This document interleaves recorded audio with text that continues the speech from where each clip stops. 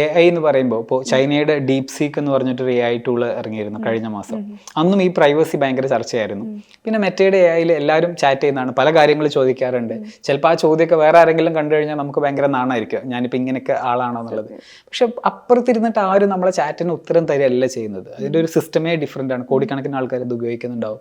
അപ്പോൾ പ്രശ്നം പ്രൈവസി എന്നുള്ളത് ഇൻഡിവിജ്വൽ ലെവലിലായിരിക്കില്ല പ്രൈവസിയുടെ മേജർ ഇമ്പാക്റ്റ് വരിക.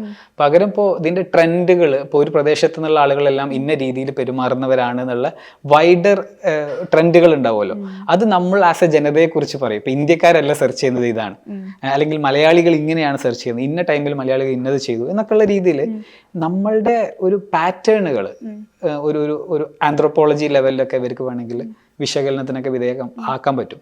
അത് നല്ലൊരു പൊട്ടൻഷ്യലാണ്. പക്ഷെ പ്രൈവസി എന്ന് പറയുമ്പോൾ നമ്മൾ സെൻസിറ്റീവ് ഡാറ്റകൾ കൈകാര്യം ചെയ്യുമ്പോൾ അത് AI-കൾക്ക് കൊടുക്കാതിരിക്കുക എന്നുള്ളതാണ് ഫോർ ദ ടൈം ബീങ്. കാരണം എല്ലാ AI ടൂളുകളുടെയും എന്താ പറയുക, ഈ പ്രൈവസി പോളിസിയും മറ്റുമൊക്കെ ക്വസ്റ്റ്യനബിൾ ആണ്. എല്ലാവർക്കും എന്താ പറയുക, ഡീപ് സീക്കിൻ്റെ ഒരു ഇഷ്യൂ ഉണ്ടായിരുന്നു. ഡീപ് സീക്ക് ചൈനയിലേക്ക് ഡാറ്റ ഷിപ്പ് ചെയ്യുന്നുണ്ടെന്ന് പറഞ്ഞിട്ട് ഒരു വിവാദം ഉണ്ടായിരുന്നു. അപ്പോൾ പക്ഷെ ഇത് ഇൻഡിവിജ്വൽ ലെവലിൽ അതൊരു തിരിച്ച് അറ്റാക്ക് ആയിട്ട് വരാനുള്ള ചാൻസ് കുറവാണ്. ഇപ്പോൾ പ്രൈവസിയിലൊക്കെ വേറെ ഇതിപ്പോൾ എന്താ വെച്ചാൽ, നമ്മളെ ഡാറ്റ ഒരു കമ്പ്യൂട്ടർ കാണുന്നതിനോട് നമുക്ക് പ്രശ്നം ഉണ്ടാവില്ല, പക്ഷെ അടുത്തൊരു ഹ്യൂമൻ ബീയിങ് കാണുകയാണെങ്കിലാണ് നമ്മൾ കൂടുതൽ കൺസേൺ ആവുന്നത്. അപ്പോൾ ആ ഹ്യൂമൻ ബീയിങ്സ് കാണാനുള്ള ചാൻസ് കുറവാണെന്നാണ് ഞാൻ മനസ്സിലാക്കുന്നത്. ബട്ട് ദെൻ പ്രൈവസി ഇപ്പോഴും ഞാൻ പറയുന്ന സെൻസിറ്റീവ് ഡാറ്റകൾ കൈകാര്യം ചെയ്യാതിരിക്കുക എന്നുള്ളത്.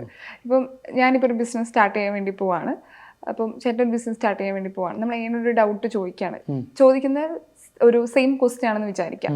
അപ്പോൾ ഉത്തരം എന്തായാലും അത് സെയിം തന്നെ ആയിരിക്കും, കൃത്യമായിട്ട് തരും, നിർബന്ധമില്ല, മാറ്റങ്ങളുണ്ടാവും. ഓക്കെ. അപ്പം ഇപ്പം സെയിം ചോദ്യത്തിന് സെയിം ഉത്തരം തരുന്ന ഒരു സിറ്റുവേഷൻ വരികയാണെങ്കിൽ നമ്മളിപ്പം ചിന്തിച്ച് ചെയ്യുന്നതിനെക്കാട്ടും ആളുകൾ ഭയങ്കര ഈസി ആയിട്ട് ഉത്തരങ്ങൾ കിട്ടാൻ വേണ്ടിയിട്ട്. അതെ, എനിക്ക് മനസ്സിലായി. അതായത് ഇത് ഇങ്ങനെ ഒരു ആർഗ്യുമെന്റ് ഉണ്ട്. അതായത് ആളുകൾ AI ടൂളുകളൊക്കെ ഇത്രമാത്രം അവൈലബിൾ ആയി കഴിഞ്ഞാൽ അവരുടെ സ്വന്തം ബുദ്ധി പിന്നെ ഉപയോഗിക്കുമോ എന്നുള്ളൊരു ചോദ്യം. ഇവിടെ ദാറ്റ്സ് ട്രൂ. അത് എന്താ വെച്ചാൽ എല്ലാ കാലത്തും ഓരോ ടെക്നോളജി വരുന്ന സമയത്ത് അതിന് മുൻപേ ഉള്ള സിസ്റ്റംസ് എന്താണോ വർക്ക് ചെയ്തിരുന്നത് ആ സ്കില്ല് നമുക്ക് നശിച്ചിട്ടുണ്ടാവും.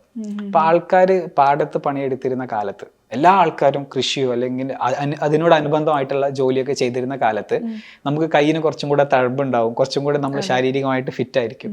പക്ഷെ ഇന്ന് വൈറ്റ് കോളർ ജോബ് ചെയ്യുന്ന ആൾക്കാർക്ക് അവരെ പോലെ ആരോഗ്യം ഉണ്ടാവും ഇല്ല. അപ്പൊ നമുക്കതൊരു ഹ്യൂജ് ലോസ് തന്നെയാണ്. ടു സം എക്സ്റ്റെൻഡ് നോക്കുകയാണെങ്കിൽ നമ്മുടെ ഫിസിക്കൽ ഫിറ്റ്നസ്സും മറ്റുമൊക്കെ ലൂസ് ചെയ്തിട്ടുണ്ട്. അപ്പോൾ മനുഷ്യർക്ക് രണ്ട് തരത്തിലുള്ള എബിലിറ്റി ഉള്ളത്.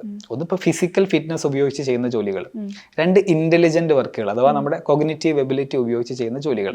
അപ്പോൾ മുൻപ് ഫിസിക്കൽ ഫിറ്റ്നസ് ഉപയോഗിച്ച് ചെയ്തിരുന്ന ജോലികളെ യന്ത്രങ്ങൾ റീപ്ലേസ് ചെയ്തപ്പോൾ നമ്മൾ ഇന്റലിജൻസ് ആവശ്യമുള്ള മേഖലകളിലേക്ക് കൂടുതൽ മാറി. ഇന്നിപ്പോൾ AI എല്ലാം പറയേണ്ടത് ഇന്റലിജന്റ് വർക്ക് AI ചെയ്യുന്നു എന്നുള്ളതാണ്. അപ്പോൾ AI ഇന്റലിജന്റ് വർക്ക് ചെയ്യുമ്പോൾ ഓക്കെ, ഇനി ഇതും ഉപയോഗിക്കാണ്ടായി കഴിഞ്ഞാൽ മനുഷ്യൻ ഇങ്ങനെ ഒരു സംഭവമായി മാറൂലേ എന്നുള്ളത്.